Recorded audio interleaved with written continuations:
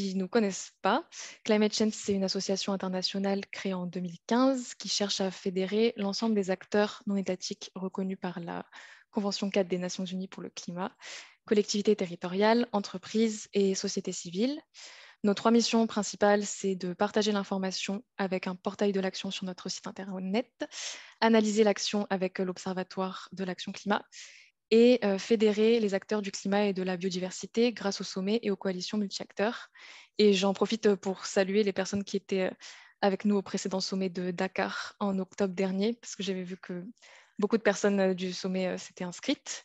Et donc, pour continuer ce travail-là en dehors des sommets, on propose tous les mois jusqu'en juillet un espace d'échange sur l'action climat sur le continent africain en partenariat avec Afrique 21, média de référence sur le développement durable en Afrique.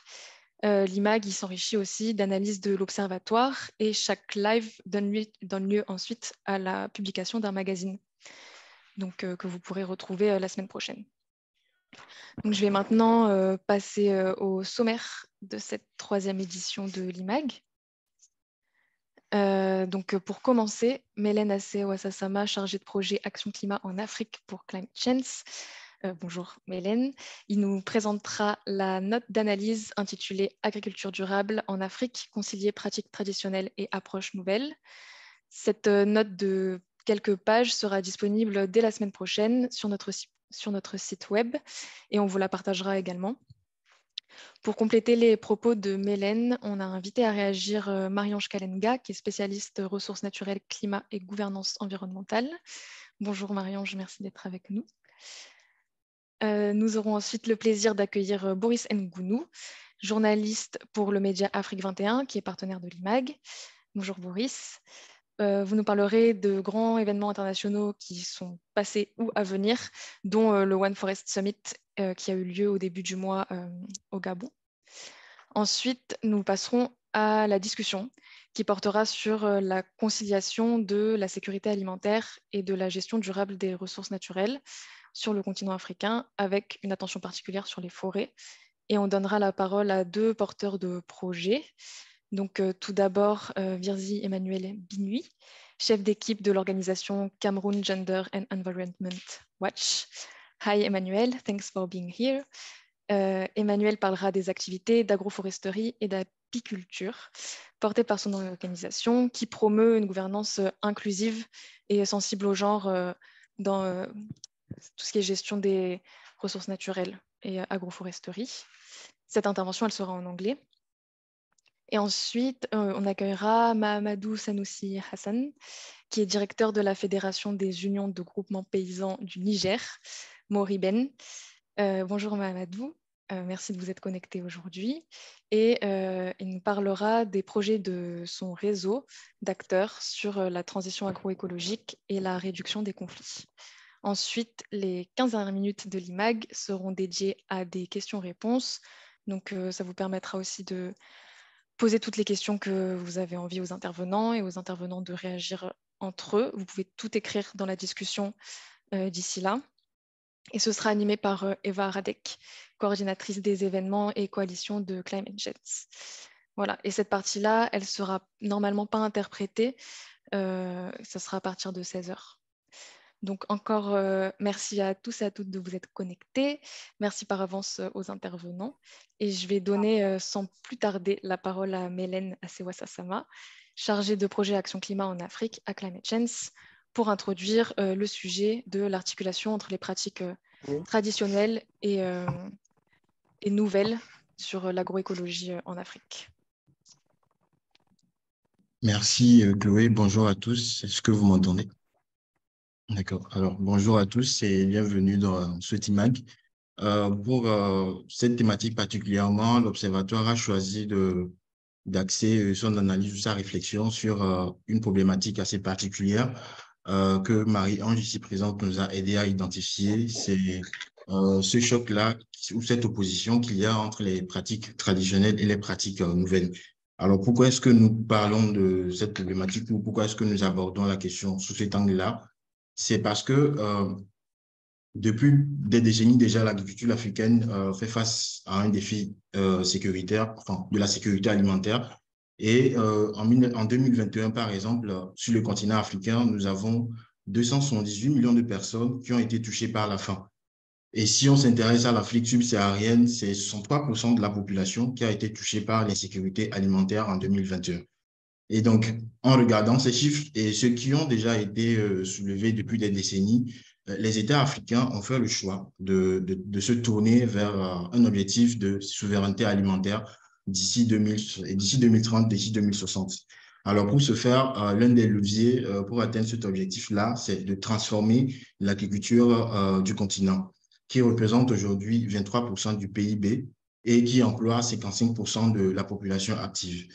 Le souci dans cette ambition de transformation de l'agriculture, c'est qu'en général, on prend plus en compte des approches nouvelles, souvent exogènes, et au détriment des pratiques traditionnelles qui sont souvent chez nous, alors que on dit que la première richesse vient de celle que nous avons à la maison. Et donc, dans la réflexion, en tout cas dans notre analyse de cette problématique-là, nous nous sommes rendus compte que l'Afrique regorgeait de nombreuses pratiques traditionnelles qui pourraient être utiles à la mutation de ce paradigme agricole-là sur le continent, mais qui sont malheureusement soit méconnus, soit en disparition, ou soit tout simplement pas assez valorisés. Qu'est-ce que nous entendons par pratique traditionnelle rapidement? C'est un ensemble de techniques et de savoir-faire ancestraux qui sont détenus par les populations locales, autochtones, dans plusieurs domaines tels que l'élevage ou l'agriculture. Et un exemple palpable, c'est que sur le continent africain, notamment dans le Sahel, nous avons les pasteurs-peuls qui ont des techniques qui leur permettent d'établir leur propre calendrier pour distinguer jusqu'à 5 saisons. Donc, cela leur permet de mieux anticiper les risques climatiques et donc d'orienter leurs techniques d'élevage. Un peu plus près au Burkina Faso, il y a une technique ancestrale désormais de plus en plus connue qu'on appelle le nzaï, qui permet de rendre au sol toute sa fertilité et d'avoir de meilleurs rendements. C'est d'ailleurs la technique qui est souvent promue par Yacouba Saradogo, que tout le monde connaît très bien, et qui lui a permis pendant longtemps de mener une lutte ardue pour reboiser des dizaines d'hectares au Burkina Faso qui étaient jadis réputés désertiques et non cultivables. Et on se rend compte finalement que sur le continent africain, il y a de nombreux peuples, de nombreuses populations locales qui ont des savoir-faire ancestraux qui sont adaptés à notre environnement. Le problème, c'est que ces savoir-faire-là ne sont pas souvent valorisés et on les met souvent à l'écart au détriment de pratiques qualifiées d'exogènes. Et cela aussi s'explique par le fait que souvent, il y a une influence des politiques internationales sur les pratiques locales, alors que normalement, ces politiques internationales-là devraient s'appuyer ou en tout cas prendre en compte les pratiques locales. Alors, un exemple palpable, c'est en Ouganda où pendant longtemps, il y avait un peuple qu'on appelle les Baimas qui était réputé dans l'élevage d'une race particulière de vaches qui était résistante à toutes sortes de maladies. Et avec l'influence des politiques internationales, il y a eu l'introduction de vaches de races exogènes, donc étrangères, qui sont arrivées. Et progressivement, l'élevage de ces vaches-là a éclipsé l'élevage des vaches traditionnelles donc, qui étaient endogènes à cet environnement-là. Et donc, ce qui a fait que le savoir-faire dans ce domaine-là a disparu. Donc, à partir de ce constat-là, on se rend compte qu'il y a de plus en plus de savoir-faire locaux qui sont relégués au second plan. Une fois que ces pratiques-là sont relevées au second plan, on se rend compte donc qu'il y a des pratiques nouvelles qui émergent et malheureusement, ces pratiques nouvelles-là ne prennent pas en compte la dimension locale. Et cela a été pendant longtemps le cas des politiques et programmes de préservation des sols qui faisaient plus la promotion de pratiques venues de l'extérieur et qui ne tenaient pas compte du contexte local et des particularités des régions africaines. Et on a souvent dans ces politiques-là de protection des forêts mis à l'écart les peuples autochtones et les populations locales. Et les recherches, on les mettra dans le chat, montrent que cette pratique-là date de l'époque coloniale où pour privatiser certaines réserves, on accusait les populations autochtones, les populations locales de maltraiter les animaux, de détruire les forêts. Et ces accusations-là étaient bien évidemment abusives. Et un autre élément aussi, c'est que pendant longtemps, on a fait la promotion des semences exogènes, souvent transgéniques, qui venaient de l'extérieur. Et ce qui faisait que ces semences-là, une fois qu'elles rentraient sur le continent africain, prenaient la place ou en tout cas occupaient une grande place au détriment des semences traditionnelles. Et le problème avec certaines de ces semences, c'est que une fois récoltées, elles ne permettaient pas d'être à nouveau exploitées pour les prochaines cultures. Donc, il fallait à chaque fois acheter de nouvelles semences, ce qui était différent des semences traditionnelles qu'on pouvait conserver dans un grenier et à la prochaine saison des pluies, les ressortir pour les exploiter. Et donc, partant de là, une fois que ces semences exogènes-là ont commencé par, enfin, on va dire, proliférer sur le continent, il y a eu un abandon des pratiques de semences traditionnelles. Donc, en cela aussi, ces pratiques nouvelles-là viennent un peu, encore une fois, reléguer au second plan les pratiques, ou en tout cas les savoir-faire traditionnels ancestraux qu'on a depuis très longtemps.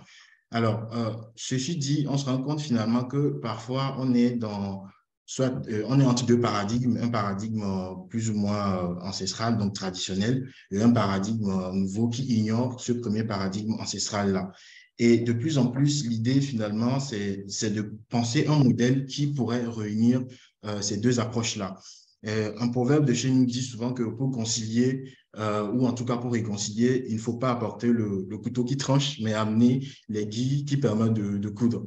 Et ici, les guilles qui permettent de coudre, c'est l'agroécologie, qui est aujourd'hui une pratique de plus en plus promue par les institutions internationales, dans le sens où cette agroécologie-là permet de concilier les deux approches, puisqu'elle est de plus en plus fondée sur les savoir-faire locaux. Pourquoi parler aujourd'hui d'agroécologie? Parce que c'est une approche, comme je l'ai dit, qui tient compte des dynamiques locales, des acteurs des terrains et qui intègre également les impératifs environnementaux dans un objectif d'agriculture durable et donc aussi d'aboutir à des systèmes alimentaires durables. Et c'est également un mouvement qui permet qui poursuit un objectif de souveraineté alimentaire et qui permet aussi de prendre en compte les droits des paysannes et des paysans. Et c'est en cela que la représentante de la FAO au Rwanda dit que les savoir-faire traditionnels doivent donc être utilisés en complément des connaissances scientifiques pour aboutir à une sécurité alimentaire. Alors, donc rapidement, les avantages de ce modèle agroécologique-là, donc qui est fondé sur les savoir-faire locaux, c'est que dans un premier temps, il intègre les acteurs locaux et donc valorise leurs pratiques traditionnelles. L'exemple que Emmanuel va présenter tout de suite vous montrera par exemple que les projets du CAMGEO intègrent les populations locales dans les activités et donc aussi leur savoir-faire. Il y a un cas d'étude qu'on a développé dans notre rapport récemment publié en 2022 qui parle aussi des coopératives agro-agricoles en Afrique du Sud qui ont permis de développer un modèle qui approvisionnait les cantines scolaires en fruits et légumes et qui finalement ont permis aussi de lutter contre l'obésité. Un autre élément ou un autre avantage du modèle agroécologique, c'est qu'il permet l'inclusion de toutes les couches sociales et en particulier les femmes, dans le sens où aujourd'hui, on sait que les femmes assurent entre 60 et 80% des travaux de production agricole en Afrique, mais malheureusement, on ne les voit pas toujours au devant de la scène.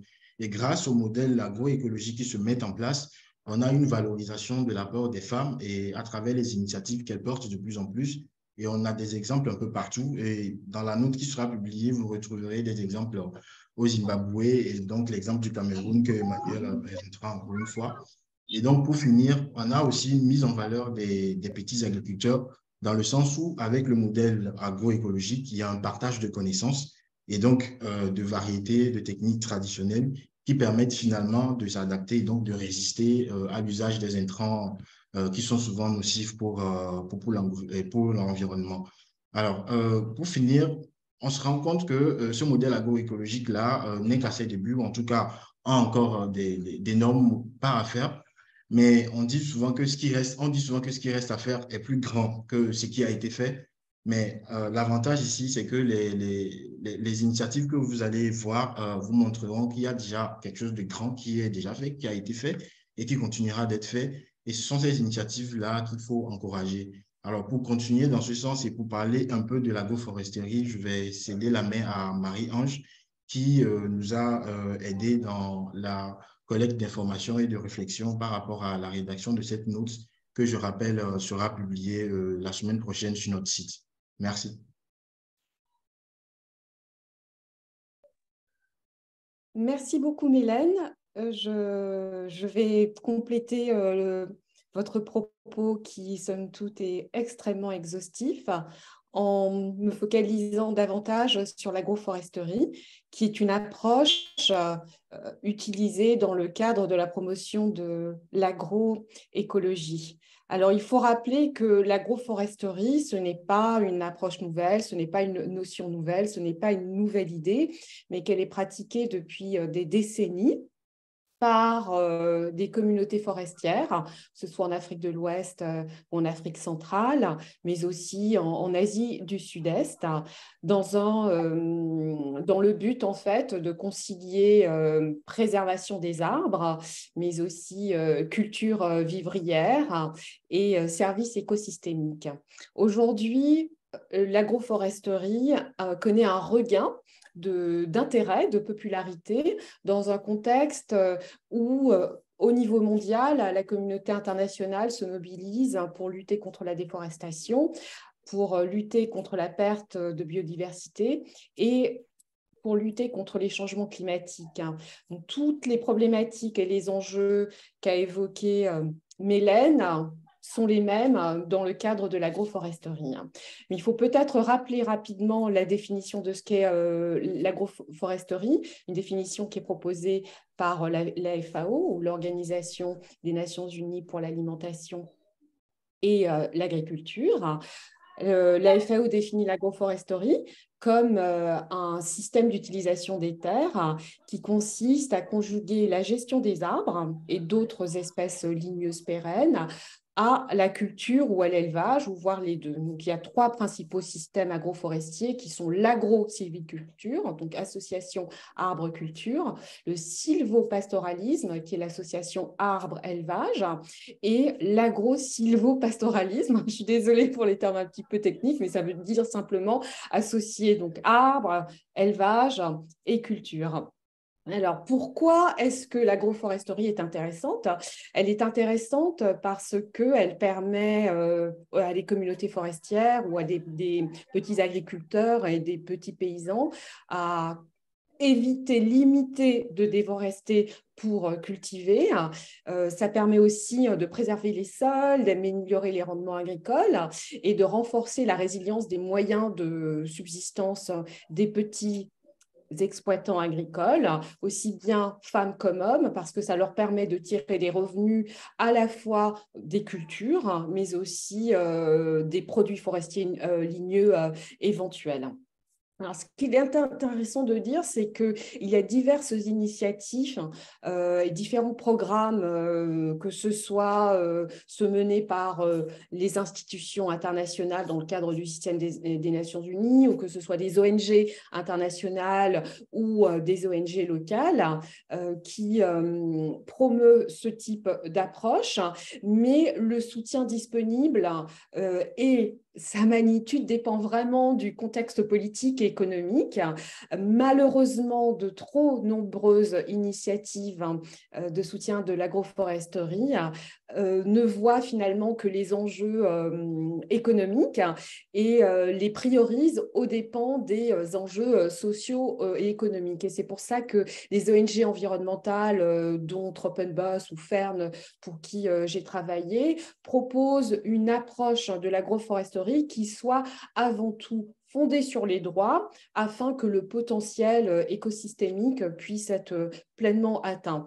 Ce qui veut dire qu'une agroforesterie qui ne privilégierait que les intérêts économiques à court terme ne permettrait pas finalement aux communautés forestières locales de bénéficier de retombées sociales et économiques positives.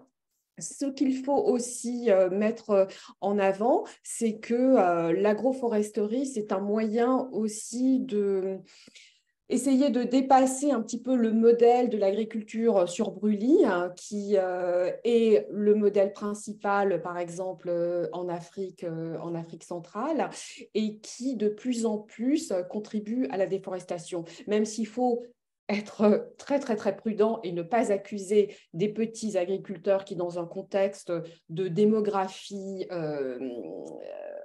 dynamiques ont besoin de terre pour pouvoir cultiver et ne disposent pas forcément des moyens de production nécessaires pour le faire de manière intensive et sans finalement avoir recours au défrichement. Et c'est là que la réflexion de Mélène sur peut-être des approches où on permet de se baser sur les savoirs locaux, mais aussi de s'adapter peut-être en utilisant des techniques nouvelles sont très, très, très importantes, en particulier dans des contextes effectivement où il faut absolument préserver la forêt comme l'Afrique centrale, mais aussi dans des contextes où finalement les petits exploitants voient peut-être davantage un intérêt à se lancer dans les cultures de rente, c'est-à-dire à destination d'exportation comme le cacao, les VA ou l'huile de palme. Et là, on voit très bien qu'on peut combiner à la fois agroforesterie et culture commerciale. Il y a des initiatives qui sont financées notamment par l'Agence française de développement, mais aussi par des ONG comme Tropenbos. Pour revenir un petit peu sur les conditions. Merci, Marianne. Je pense qu'on va devoir passer la parole à Boris Ngounou d'Afrique 21. Mais on pourra peut-être continuer après, et surtout pour les questions, si ça vous convient. Ou si vous voulez, peut-être une petite minute pour conclure. Ah oui, pour conclure, peut-être, voilà, ce que les ONG environnementales prônent, c'est vraiment de fonder l'agroforesterie sur un certain nombre de principes. Le premier principe, c'est l'égalité de genre, intégrer des considérations de genre pour que les femmes ne soient pas exclues des initiatives d'agroforesterie.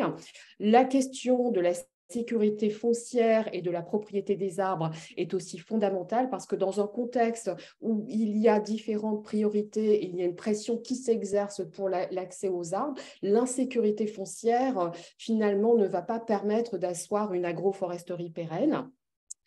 La participation aux modèles qui vont être élaborés dans les initiatives d'agroforesterie est importante. Donc, les questions de gouvernance en termes de planification et de décision sur les modèles proposés. Il faut aussi s'assurer que les bénéfices puissent être distribués de manière équitable en mettant en place des systèmes de sauvegarde pour les différents types de populations. On a évoqué par exemple la question des populations autochtones. Et puis alors, il faut vraiment s'assurer qu'on ait en tête finalement de garantir à long terme une approche qui soit écologique pour éviter finalement de privilégier les aspects écologiques au détriment des aspects sociaux et vice-versa. Et voilà, j'en resterai là. Merci beaucoup. Merci beaucoup, Marie-Ange. Et merci, Mélène, aussi pour vos introductions qui étaient très intéressantes et qui seront illustrées également par les projets qui vont être présentés tout à l'heure. Mais pour l'instant, on va passer à la rubrique plus actualité avec Boris Ngounou d'Afrique 21. Donc, Boris, vous êtes journaliste pour Afrique 21, qui est spécialisé sur le développement durable en Afrique. Quelles actualités ont retenu votre attention sur la préservation de la biodiversité et les forêts ces dernières semaines, et qu'est-ce qu'on peut attendre des prochains événements internationaux?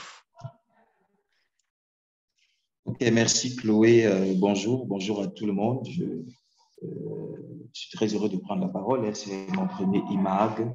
Eh bien, l'actualité concernant les forêts est marquée en Afrique, notamment par la célébration avant-hier, je vais dire le mardi dernier, de la journée internationale consacrée aux forêts. Voilà, une journée qui a permis aussi aux nations de manifester leur intérêt et même à la société civile, notamment les ONG de protection de la nature, de manifester l'intérêt qu'il y a à préserver la forêt. La célébration s'est déroulée sous le thème des forêts et de la santé. Il faut dire que, outre la dépendance de l'homme vis-à-vis des forêts du point de vue de la santé, il y a également que la race humaine dépend des forêts pour ce qui est de son alimentation, de son énergie, de son abri pour ce qui est des populations pygmées, des forêts d'Afrique centrale, et même d'autres forêts tropicales à travers le monde. Il y a également cette dépendance-là vis-à-vis des forêts sur le plan des revenus, quand on parle d'exploitation forestière. Et c'est sans doute la raison pour laquelle la communauté internationale s'active de plus en plus pour ce qui est de la préservation, la conservation des forêts. Et l'actualité sur la question a été marquée, on se rappelle, c'était du 1er au 2 mars dernier à Libreville, où s'est tenu le One Forest Summit, une initiative de la France et du Gabon.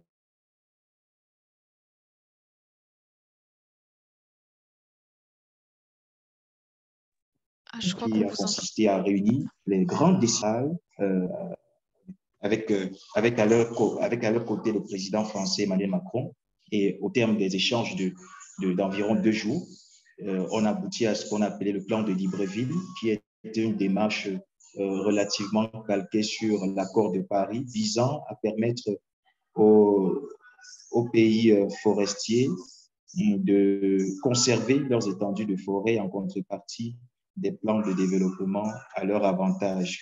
Et pour renforcer justement les pays forestiers dans la démarche de la préservation des forêts, il y a également eu ce qu'on a appelé les partenariats de conservation positifs, PCP. Voilà cette initiative qui est dotée de 100 millions d'euros. Il s'agit d'un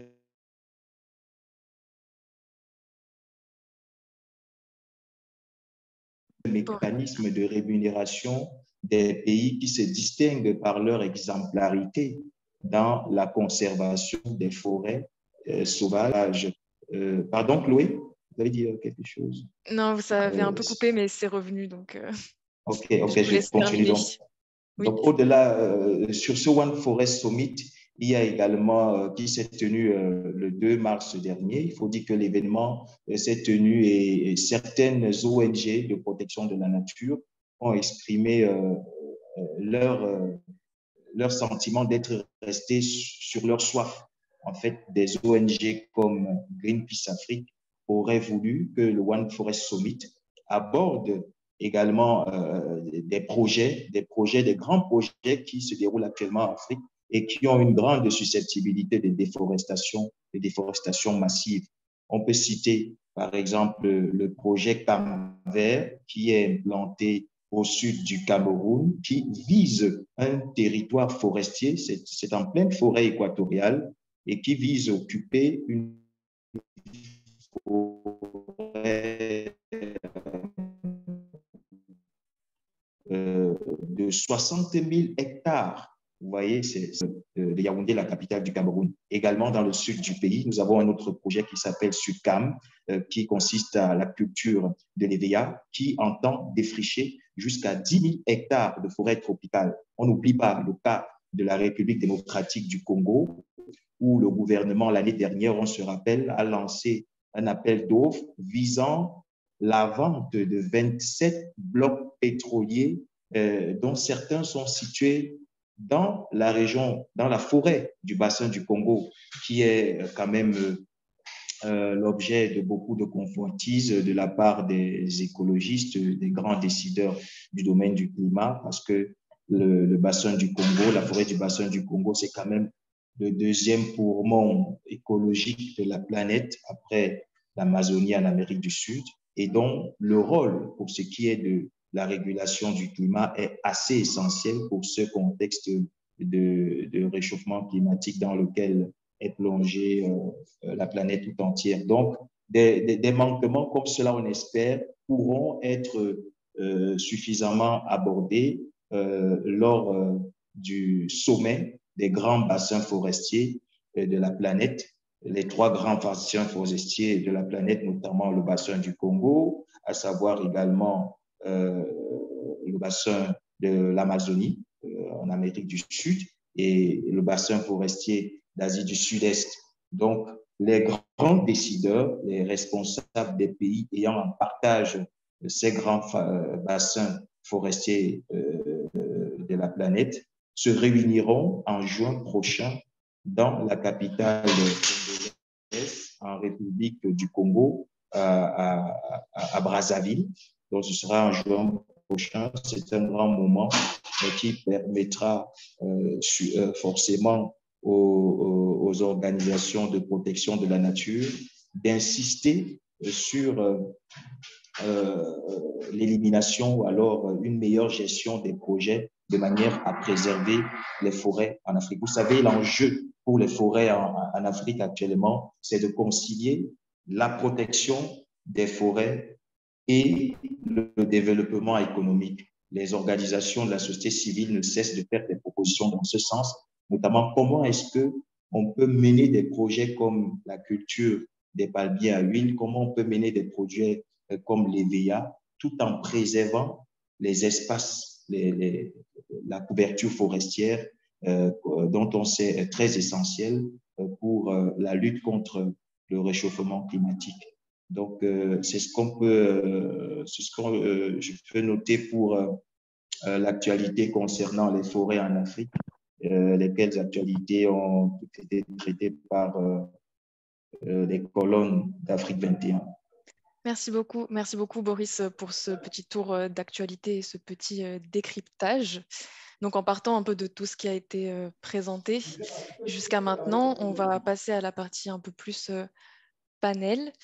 Et on a décidé aujourd'hui de se pencher sur des pratiques et des modèles de gouvernance locaux qui contribuent à participer à la sécurité alimentaire ou à la sécurité alimentaire et à la gestion durable des ressources naturelles, notamment des forêts. Et pour participer à nos réflexions sur ce sujet, on va passer un peu à l'anglais pour accueillir notre prochain intervenant, Virzi Emmanuel Bignou, qui est chef d'équipe pour l'organisation Cameroon Gender and Environment Watch. Emmanuel, you are team leader for the NGO Cameroon Gender and Environment Watch, and you are also apiculture and nature conservation. Vous faites également campagne pour la protection de l'apiculture et vous avez plusieurs prix en 2020. Est-ce que vous pourriez nous présenter un petit peu ce projet de CamGeo sur la résolution des conflits, la réduction des conflits entre les humains et les animaux par l'apiculture et comment vous avez réussi à mettre en place une gouvernance inclusive et responsable? Merci beaucoup, merci. Ravi d'être ici avec vous.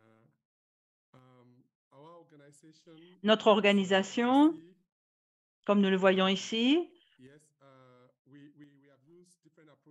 nous avons différentes approches pour faire le lien entre la nature et les humains et nous utilisons les abeilles pour ce faire. Nous sommes dans une des forêts et cette forêt fait 20 000 hectares et c'est un intérêt particulier pour nous, cette forêt. Si on peut passer à la diapo suivante, merci. Donc, 20 000 hectares de forêt, qui est une forêt de montagne au Cameroun, la plus grande du genre, qui est importante, pas seulement à cause des abeilles, mais nous avons du miel, qui est un produit local. Cette forêt, qui a les plus hautes montagnes du Cameroun, à plus de 3 000 mètres, après le mont Cameroun, qui est à plus de 4 000 mètres. Donc, cette forêt contient des montagnes assez élevées. Comme vous voyez ici, cette forêt est très importante, pas seulement à cause du bois, et également tout est en hauteur, notamment l'apiculture. Il y a vraiment un besoin de régénérer cette forêt. Nous connaissons les traditions, les cultures des gens. Nous ne jouons pas avec cela. Nous devons les inclure dans ces projets de forêt. C'est pourquoi nous voyons des femmes ici qui font partie de cette régénération, de ce processus de régénération de la forêt. La forêt apporte de l'économie, elle protège également notre culture. Ici, vous voyez des femmes qui plantent différentes sortes d'arbres dans des endroits qui sont un petit peu endommagés. C'est la seule ressource de revenus, la seule ressource de revenus pour ces populations.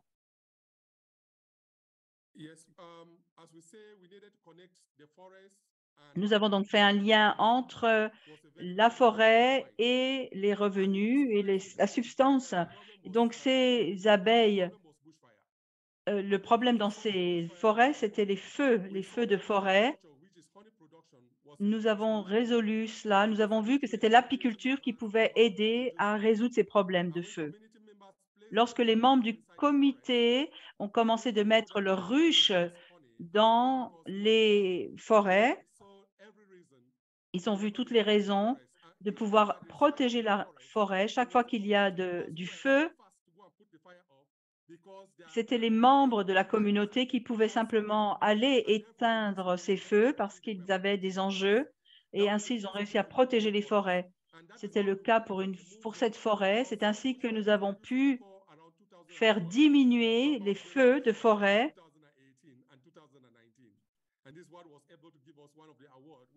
Et nous avons pu ainsi recevoir un prix. Nous avons partagé notre connaissance avec d'autres communautés. Nous devions pouvoir trouver des alternatives. Nous avons donc formé les membres dans les parcs nationaux pour qu'ils puissent produire du miel. Ça a été une source de revenus également supplémentaires. Dans le parc national, nous savons qu'il y a également des conflits entre les hommes et les éléphants. Ça, c'était un problème très important pour cette communauté. Nous savons que les éléphants n'aiment pas les abeilles. Nous avons dû former les communautés pour pouvoir mettre des mini-ruches. Et lorsque les éléphants viennent, ça les fait fuir. Donc, nous avons dû vraiment aider à résoudre ce conflit. Dans le lac Osa, nous avons des animaux qui se déplacent sur le littoral parce qu'il n'y a plus d'eau dans les eaux, plus de poissons dans les eaux. Ils devaient aller pêcher des animaux qui sont protégés. Nous avons dû les former. Nous les avons formés pour faire de la production donc d'apiculture, pour faire du miel comme source de revenus pour qu'ils puissent également réduire leur dépendance à la pêche. Nous avons vu également qu'au travers de ces activités, nous devions engager davantage de femmes. Lorsque nous avons formé les femmes, nous leur avons donné des ruches, 2 ruches par femme et 1 ruche par homme. Nous avons également organisé des coopératives. Nous avons donné aux femmes l'occasion de pouvoir avoir des rôles, des positions de responsabilité au sein de ces coopératives, ce qui a également fait la promotion de l'inclusion de genre, simplement donnant des responsabilités aux femmes. Diapo suivante, s'il vous plaît. Comme je l'ai dit, dans cette région de forêt, qui est une région montagneuse, la 2e plus grande au Cameroun, ces forêts sont très riches en alimentation, mais il n'y a pas forcément de bois. Et c'est là où les communautés dépendent pour leur nourriture et ils ont des emplois au travers de ces forêts. Mais dans cette région particulière,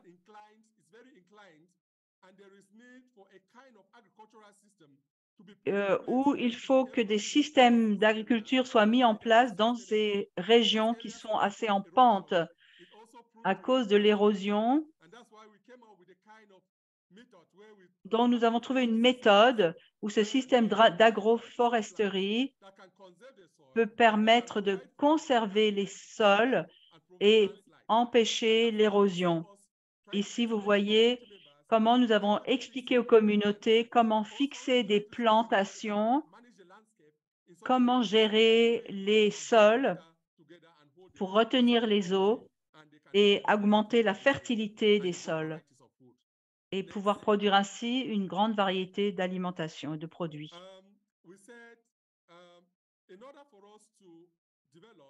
Pour pouvoir nous développer, il nous faut aussi avoir une régénération qui soit culturelle, sociale et économique. Nous savons que les femmes au Cameroun représentent à peu près plus de la moitié de la population. Au Cameroun, ces femmes n'avaient pas de valeur économique. Elles étaient considérées comme des personnes qui restent à la cuisine, qui s'occupent des enfants, et il nous fallait trouver d'autres canaux pour les femmes. Nous avons ciblé les femmes qui étaient en dessous du revenu minimum national. Nous les avons formées, nous leur avons fait des prêts. Nous avons ainsi donné presque 5 500 $ qui ont été donnés aux femmes par mois. Et les femmes étaient organisées par groupes qui pouvaient entre elles discuter, partager leurs expériences, s'entraider. Nous avons vu beaucoup de nouvelles activités se développer. Les femmes ont de grands potentiels. Il faut simplement qu'elles apprennent à développer leurs compétences. Elles peuvent beaucoup rajouter au développement des communautés. Diapo suivante, merci. Nous avons parlé donc de la production de miel. Il est temps pour nous en Afrique de passer au niveau primaire de la production et de passer au niveau de la transformation. Si nous ne pouvons pas utiliser ces productions de miel pour les communautés, ça ne serait pas utile. Donc, nous avons commencé par produire nous-mêmes. Nous avons formé les femmes, les hommes, pour leur montrer comment produire davantage. Nous avons formé les communautés également pour apprendre à produire des bougies à partir de la cire d'abeille. Nous savons comment l'électricité est un problème. Donc, nous avons appris aussi à produire de la vaseline, des produits, tout cela à la base de la cire d'abeille. Donc, pas simplement localement, mais également pour créer, pour innover, pour s'élargir et pour aller au-delà de la communauté locale. Vous pourrez trouver sur notre page Facebook tout ce que nous avons fait. Nous sommes très fiers des résultats. C'est une des choses qui nous aide vraiment à avoir beaucoup de reconnaissance au niveau international également. Thank you. Voilà ce que je pouvais partager avec vous aujourd'hui. Il y a des femmes qui font partie des coopératives que nous avons développées, qui font partie de la gestion des forêts, qui font partie des utilisateurs des forêts, des producteurs de miel. Certaines d'entre elles vendent maintenant du miel, c'est leur occupation. Et tout cela, c'est local. Vous pouvez avoir d'autres informations. Vous pourrez visiter notre site, notre page Facebook et vous pourrez voir là-bas tout ce qui se passe dans notre région. Merci beaucoup. Projets qui sont très complets et qui prennent en compte les différentes dimensions qui avaient été mentionnées par Marie-Ange au début de l'IMAG. Donc maintenant, on va reprendre un peu plus en français pour donner la parole à Mahamadou Sanoussi Hassan, qui est le directeur de la Fédération des unions de groupements paysans du Niger, Moriben. Votre organisation est un réseau multi-acteurs qui déploie des projets agroécologiques au Niger, qui est un pays du Sahel, donc en grande partie recouvert par le désert du Sahara, et qui connaît, vous me corrigerez si nécessaire sur le contexte, mais une instabilité politique, notamment justement sur cette question de gestion et d'accès aux ressources naturelles. Donc, après avoir présenté brièvement le fonctionnement de votre structure, pouvez-vous nous parler des projets de transition agroécologique et gestion des conflits qui sont portés par votre organisation au Niger et un peu des différentes opportunités et obstacles que vous avez rencontrés dans le cadre de ces projets? Merci, merci Claude. Je peux partager mon écran?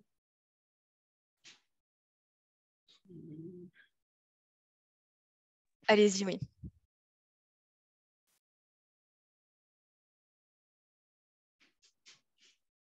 Vous voyez mon écran?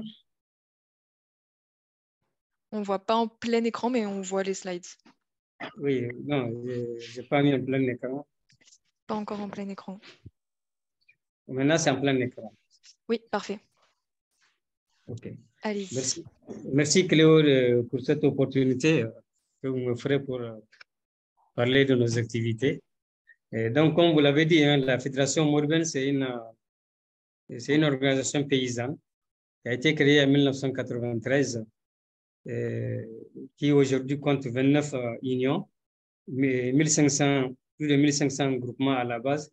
Et en termes de membership, Mourben compte plus de 57 000 membres physiques, dont plus de 63% des femmes.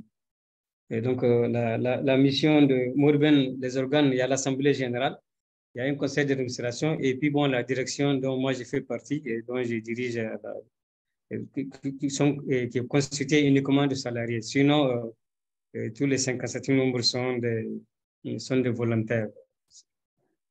Et donc, la vision de Mourben, c'est vraiment d'ici 2025, et que Mourben affirme sa volonté de construire avec ses membres une agriculture familiale professionnelle, durable, diversifiée et autonome, et à haute valeur économique, sociale et environnementale. Donc, vraiment, on met en avant quand même le respect de l'environnement et tout en produisant plus. Et Mourben intervient dans 3 zones au Niger que vous avez ici à l'affiche. Vous avez la région de Tillabéri, la région de Dosso et la partie rurale de la communauté urbaine de Niamey. Et comme activité, hein, on fait du renforcement des capacités, en tout cas des acteurs. Et vous avez ici la première image, c'est dans un champ champ école paysan, où c'est les paysans qui se constituent en école et qui mettent en exergue les pratiques traditionnelles de conservation et de fertilisation des sols.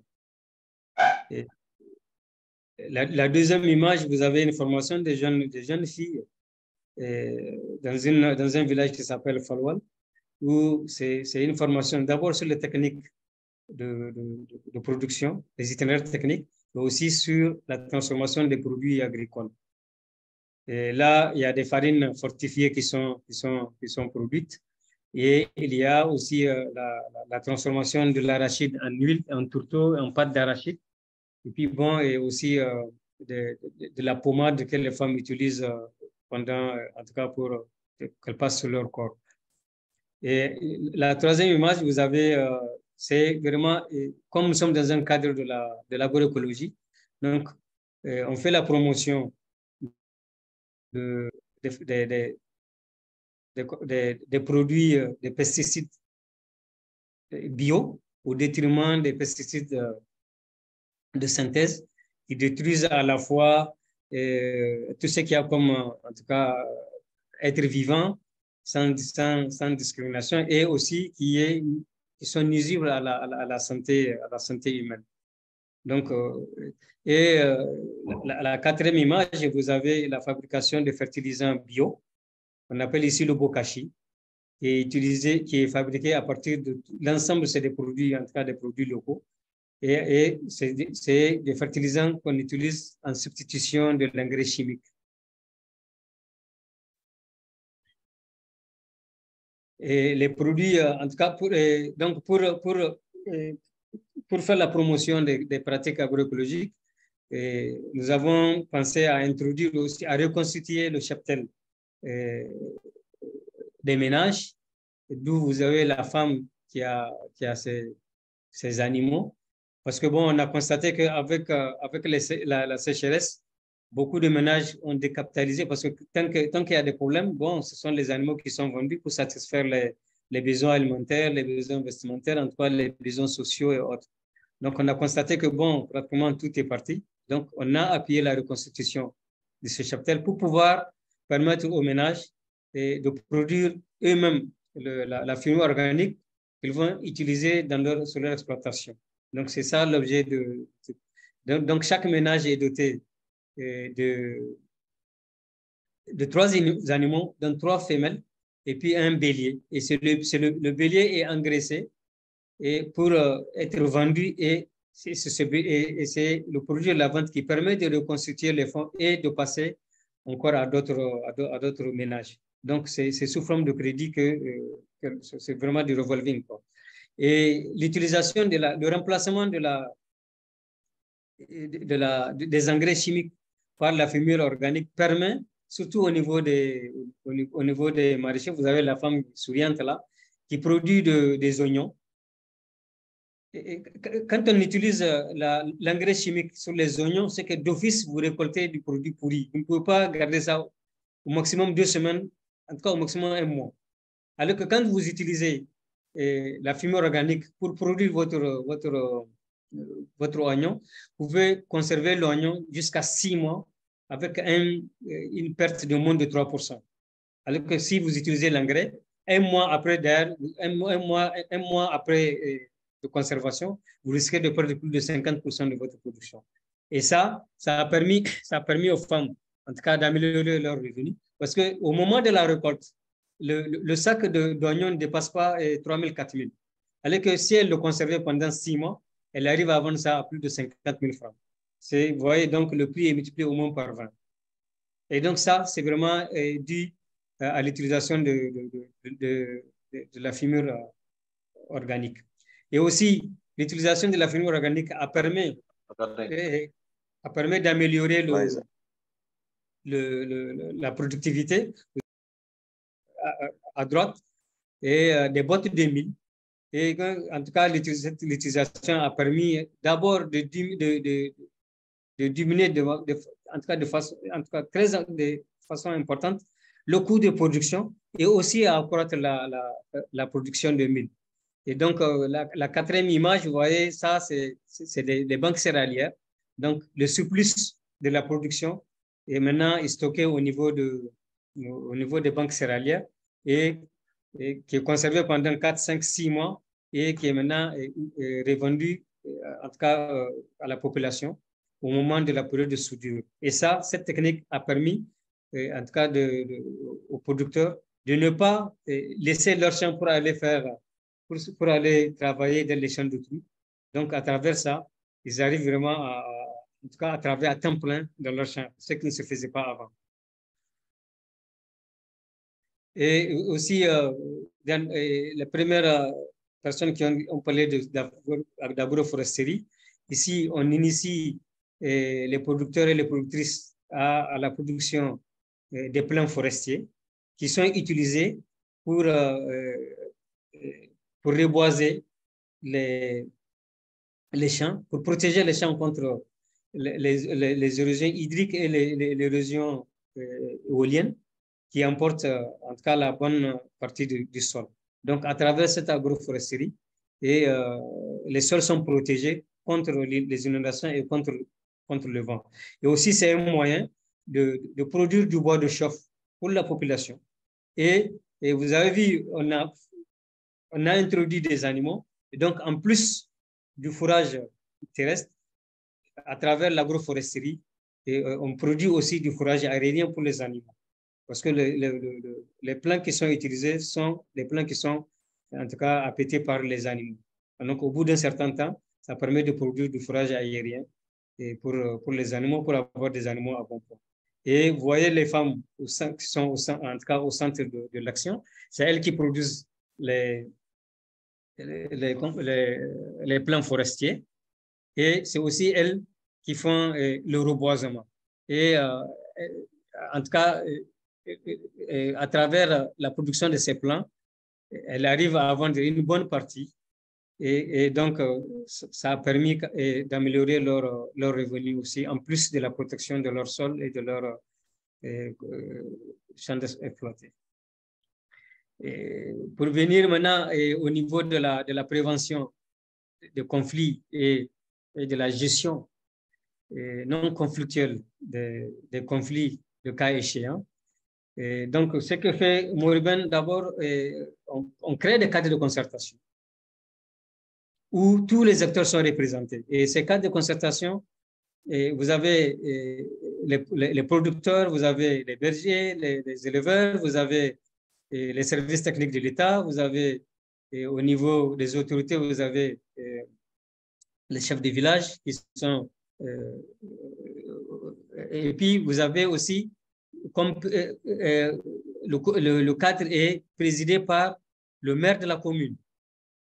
Et donc, c'est là où tous les problèmes sont débattus pour prévenir d'abord les conflits entre les usagers des ressources naturelles partagées, parce que les conflits sont généralement autour des ressources naturelles partagées.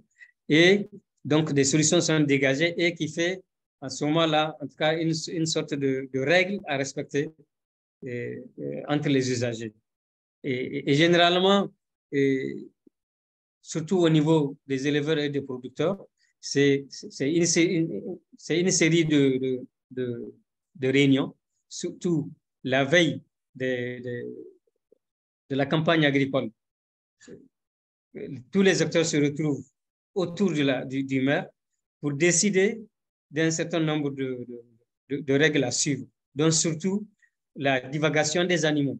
Une fois que le CMI est fait, donc ils s'entendent sur la date où les animaux ne vont plus divaguer, les animaux vont être maintenant conduits par en tout cas les bergers, pour ne pas les laisser aller, en tout cas, se balader dans les champs de truies. Et c'est ça qui évoque le.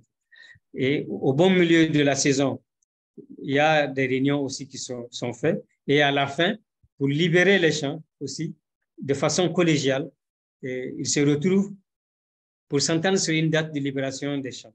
Et donc, en tout cas, ces mesures-là ont fait que les conflits, on arrive à prévenir les conflits, et même si des conflits éclatent, au niveau de cadre de concentration, on arrive à régler, en tout cas à gérer les conflits de façon non violente.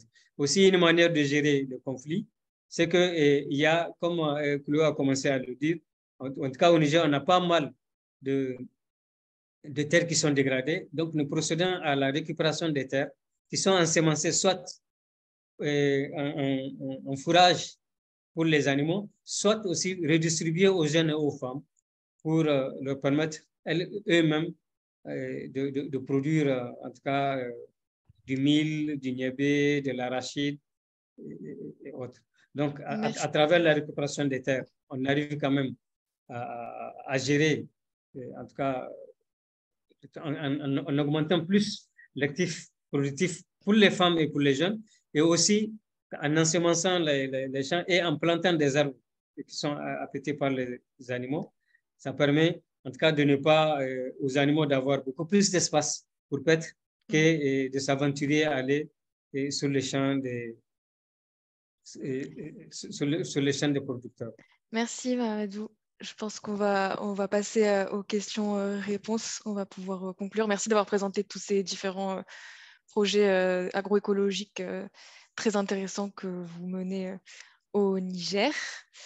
Je voulais aussi, pour information, partager le fait que le livret des bonnes pratiques que nous avons publié suite à notre dernier sommet Climate Change Afrique à Dakar est toujours disponible sur notre site web, et il recense notamment des projets relatifs au système alimentaire et à l'agroécologie. Donc, on vous invite à le consulter si ça vous intéresse. Et tous ces projets-là, ils sont aussi en ligne sur notre cartographie. Il y avait beaucoup de questions. Est-ce qu'il y a des projets dans tel pays dans la discussion? Donc, n'hésitez pas à parcourir notre cartographie. Vous pouvez trier par localisation pour pouvoir repérer un peu des projets intéressants sur les différents thèmes qui vous intéressent. Et je vais à présent passer la parole à Eva pour animer la partie questions-réponses et conclure cet IMAG. Merci beaucoup. Merci encore à Emmanuel et à Mamadou pour leur présentation.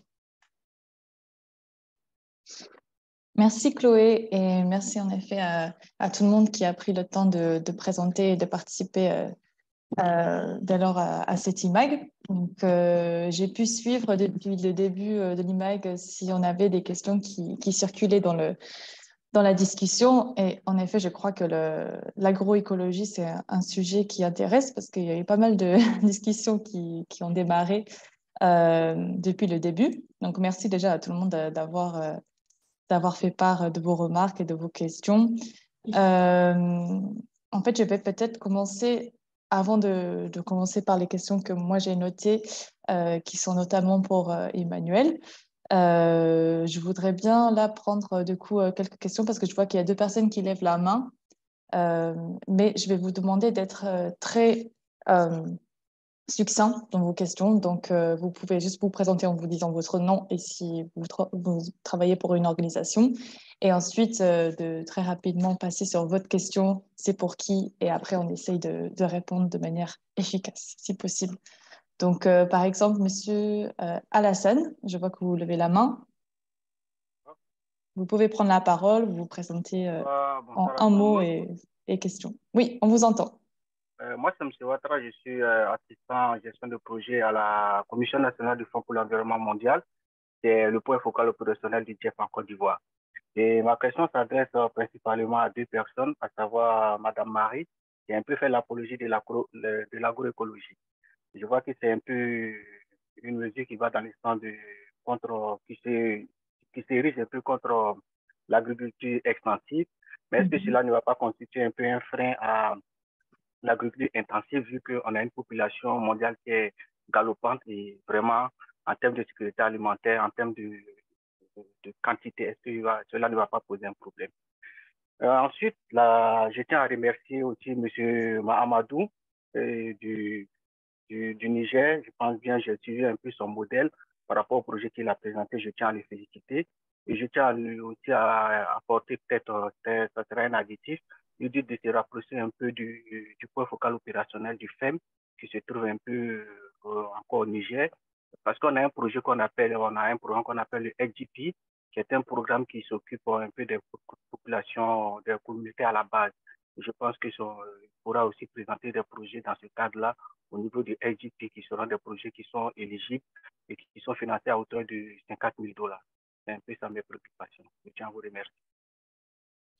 Ok, merci Alassane. Est-ce que Marie-Ange, tu veux répondre à la première question? Du coup, c'était sur en quoi, du coup, l'agroécologie peut risquer d'être un frein au développement de l'agriculture plus intensive et si, comment on peut faire, en fait, on peut ouvrir un peu la question, hein, comment on peut faire de l'agroécologie une solution vraiment pour subvenir aux besoins galopants de la population, des populations africaines? C'est pas trop large. D'accord. Merci beaucoup pour cette question. Il faut vraiment que je clarifie mon propos. Il n'était pas question d'opposer des modèles agricoles, mais simplement de valoriser ce qui existe déjà, l'agroécologie et l'agroforesterie, qui est pratiquée de manière traditionnelle en Afrique, mais qu'il faudrait effectivement peut-être adapter à une nouvelle donne, à des changements démographiques, à des changements aussi d'habitudes alimentaires. Donc, il s'agit vraiment de comprendre de quelle manière on peut changer d'échelle, passer à une échelle finalement qui est, on va dire, plutôt modeste, à une plus grande échelle, sans pour autant faire de l'agroécologie ou de l'agroforesterie la panacée, notamment en termes de lutte contre la déforestation, mais aussi en termes de solutions miracles pour parvenir à une sécurité alimentaire en Afrique. Je pense qu'il faut plutôt essayer d'utiliser tous les outils dont on dispose dans notre palette, mais très clairement, concrètement, l'agriculture intensive qui est gourmande en pesticides, en intrants et qui provoque de la déforestation, elle n'est plus soutenable. Et je pense qu'il y a un message très clair au niveau de la communauté internationale, mais aussi au niveau de l'opinion publique, qu'on ne peut plus détruire des forêts pour, pour l'agriculture. Voilà. Même si effectivement la question de la sécurité alimentaire et de la souveraineté alimentaire est essentielle et fondamentale, il faut qu'on puisse trouver des nouvelles approches, peut-être des nouvelles techniques, des nouvelles modalités pour s'assurer qu'elle ne se fasse pas au détriment des forêts et de la perte de la biodiversité. Et la dernière chose que je voulais ajouter, c'est que il y a des développements politiques et législatifs qui vont dans ce sens, dans le sens de privilégier l'agroécologie, l'agroforesterie durable, etc., au niveau européen, dans le cadre, par exemple, de la stratégie de la ferme à la table, qui va imposer des objectifs clair à l'agriculture européenne en termes de diminution de recours aux pesticides et en termes d'agriculture biologique. Donc voilà, Très clairement, au niveau européen, il y a des développements politiques et législatifs en ce sens. Et puis, vous êtes aussi, je suppose, au courant qu'il y a pas mal aussi de choses qui se passent du côté des nouvelles réglementations pour mettre fin à la déforestation mue par l'agriculture commerciale, essentiellement, pas la petite agriculture vivrière de subsistance. Mais voilà, je pense qu'il faudra s'adapter à cette nouvelle donne, à ces nouvelles priorités politiques et aussi à ces nouvelles demandes du public au niveau de l'Afrique, en trouvant des solutions, encore une fois, locales et exogènes, et pas des solutions qui viendraient de l'extérieur et qui seraient imposées de manière descendante. Super, ok. Merci beaucoup, Marie-Ange, pour cette réponse bien complète. J'espère que Alassane, c'était un peu les propos que vous vouliez entendre. En tout cas, maintenant, je vais passer à une autre personne, mais je vois qu'il y a beaucoup de mains levées. Je dis tout de suite que je pense que malheureusement, on ne va pas pouvoir prendre les questions de tout le monde. Je vais tout de suite donner la parole plutôt à Russell, que je crois qu'il... J'imagine par le nom que vous êtes anglophone. Are you an English speaker, Russell? And do you have a question? Oh, bonsoir. Non, je suis francophone. Ah, pardon, excusez-moi. Je connais. Voilà, je suis francophone. Ok. Donc, je suis Russell Nankana, étudiant en Master 2 Gestion urbaine et environnement. Voilà, donc je veux tout de suite préciser que la thématique développée aujourd'hui est intéressante pour la rédaction de mon travail personnel de fin d'études. Donc, j'ai des inquiétudes justement par rapport à mon site et j'ai deux questions. La première n'est pas vraiment ciblée et la seconde va s'adresser à M. Mahamadou. D'accord, voilà. Allez-y. Donc, face au problème de périurbanisation, par exemple, où on observe à l'urbanisation des territoires ruraux ou bien des territoires périphériques, ce que je veux savoir, c'est quelles sont les dispositions à prendre pour pouvoir concilier à un moment donné le développement urbain et les pratiques plutôt à caractère rural, donc les pratiques agro-pastorales. Est-ce qu'il y a des dispositions à prendre pour pouvoir concilier ces deux-là à un moment donné? Et la seconde question qui est adressée à M. Mahamadou, c'est voilà, face aux différentes formes d'élevage, est-ce qu'il y a une manière, une façon de pouvoir maîtriser à un moment donné l'élevage transhumant qui est plutôt un frein, par exemple, à l'agriculture, en fait, à un moment donné? Est-ce qu'il y a un moyen de pouvoir maîtriser ce type d'élevage-là? OK. Donc, voilà mes deux principales inquiétudes. Merci. Merci beaucoup, Russell. Est-ce que quelqu'un veut réagir déjà à la première question? Peut-être Boris ou même Mélène, hein?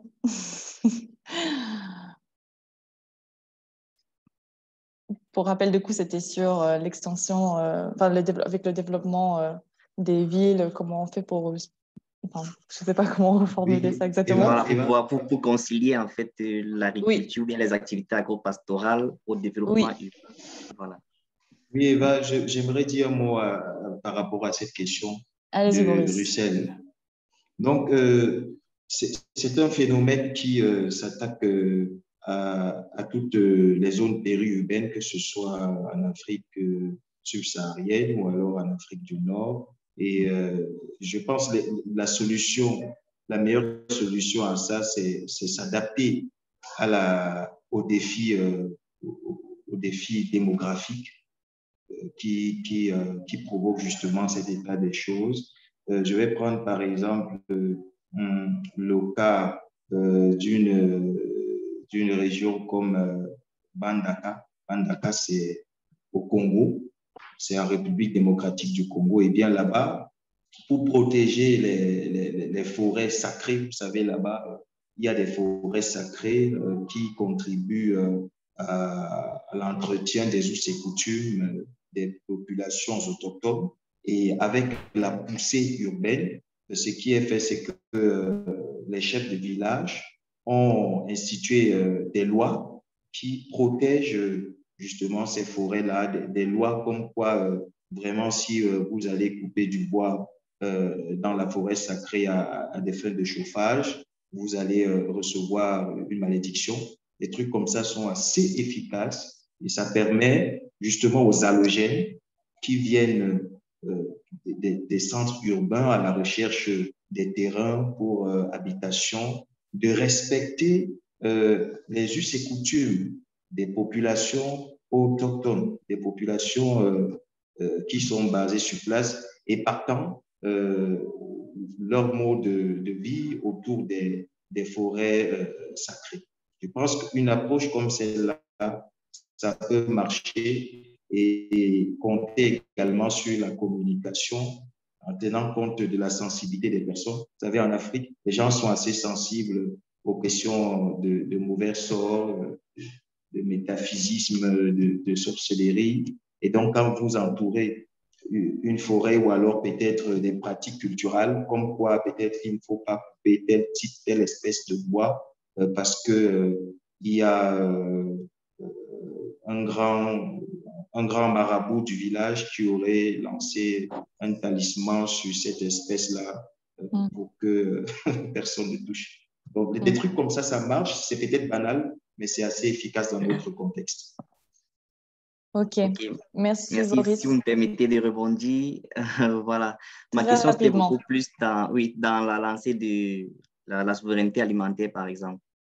S'il faut pouvoir subvenir à ces besoins alimentaires de toute la population, déjà locale et de celle qui viendra des populations allogènes en plus. Je pense que Amadou est bien placé. Ouais, ok. Je crois que, je suis désolée, mais il va falloir qu'on avance un petit peu. Je crois qu'il y avait une dernière petite réaction de Marie-Ange sur cette question. Ou non, je me suis trompée. Excusez-moi. Ok. Et vu en fait le nombre de mains levées, je suis désolée, je vous préviens, on n'aura plus assez de temps pour prendre des questions de tout le monde. Mais nous, on va pouvoir en fait vous partager les adresses mail des intervenants ici présents et de ClimateGen surtout pour que nous, on puisse centraliser vos questions et vous mettre aussi en contact.